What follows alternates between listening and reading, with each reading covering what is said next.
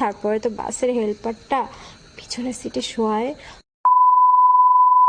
একদম টপটপ করে করা শুরু করলো। হ্যালো বন্ধুরা, আমি আজকে তোমাদের সাথে একটা মজার গল্প শেয়ার করব।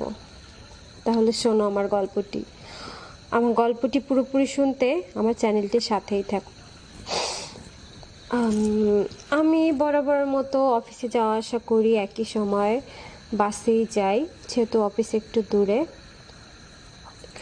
সবসময়ের মতো ওই দিনও বাসে যাচ্ছি। বাসের একটা হেল্পার ছিল, অল্প বয়স ছোকরার মতো একটা হেল্পার। আমি দেখি সব সময় ও আমাকে ফলো করে, আমারও চোখে বাঁধে, কারণ আমার অফিস যে সময় ওর গাড়িটাও ওই সময় যায়। মানে সব সময় ওর গাড়িতেই আমার কেন জানি ওঠা হয়ে যায়। সেদিনও উঠলাম, আমার মন মেজাজ ভালোই ছিল, ফুরফুরে ছিল। আর ওর তাকানো তো কেমন কেমন জানি ছিল। মানে আমি তো বুঝি, মেয়েরা তো সবই বুঝে আসলে। তো ও আমাকে ফলো করে, দুষ্টুভাবে তাকায়।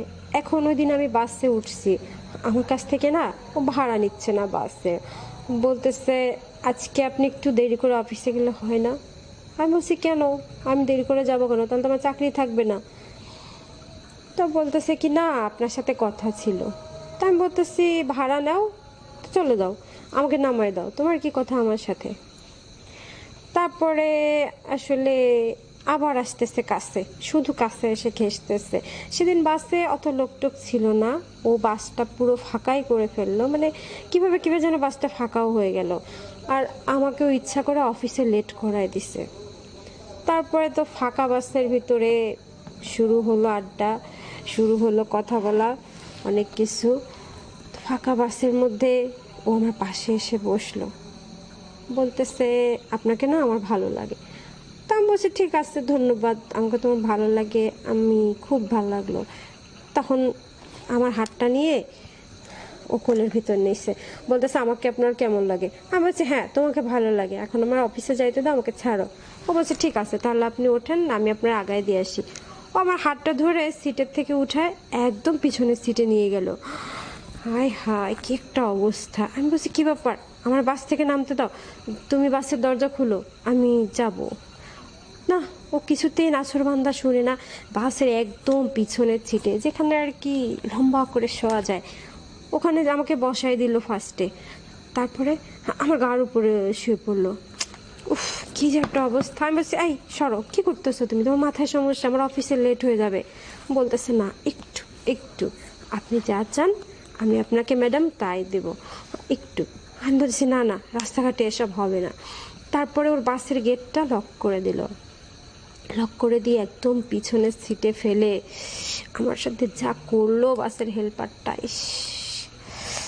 ও প্রথমে আমাকে অনেক আদর করলো, আমাকে অনেকভাবে ভালোবাসার কথা শোনাইলো, অনেক আদর করলো। তারপরে ওর পকেট থেকে অনেকগুলো টাকাও দেখাচ্ছে, বলতেছে, আপনার যা লাগে টাকা পয়সা, সোনা গয়না দরকার হলে আমি বাড়ি গাড়ি বেচে আপনারে দিব, আপনি একটু আমার সাথে থাকেন। আমারও তো মনটা একটু ফুরফুরে ছিল, কি আর করব, আমি না করতেছি। তারপরও নাছোড়বান্দা শোনেনি, বাসের পিছনের সিটে ফেলে আমার গার উপর উঠে গেল। বলতেছে, ম্যাডাম সময় বেশি নাই, সময় বেশি কম, আপনি আবার অফিসে যাবেন, আমি আপনার লেট করব না। তারপরে আমার গার উপর উঠে আমার সব জায়গা হাতাহাতি করতেছে, সব জায়গা হাতাহাতি, মানে আমার শরীরটা নিয়ে একদম ছিনিমিনি খেলতেছে, কিভাবে যে হাতাচ্ছে আর কিভাবে যে মানে চাপাচাপি করতেছে। পরে একটা পর্যায়ে ওর প্যান্টের চেনটা হুট করে খুলে ফেললো, কি অবস্থা! তারপরে ওর মেশিনটায় আমার হাতটা দিয়ে দিল। ইস, আমি তো লজ্জায় পুরো শেষ। তারপরে দেখলাম ওর মেশিনটা তো ঠিকঠাকই আছে, ছেলে এতটুকু হলে কি হবে, মেশিনটা বড় আছে। আমার ওইদিকে অফিসে লেট হয়ে যাচ্ছে। আমি বলছি, কী হয়েছে? মেশিনটা যখন বেরি করছো, শুরু করে দাও। তারপরে তো বাসের হেল্পারটা পিছনের সিটে শোয়ায়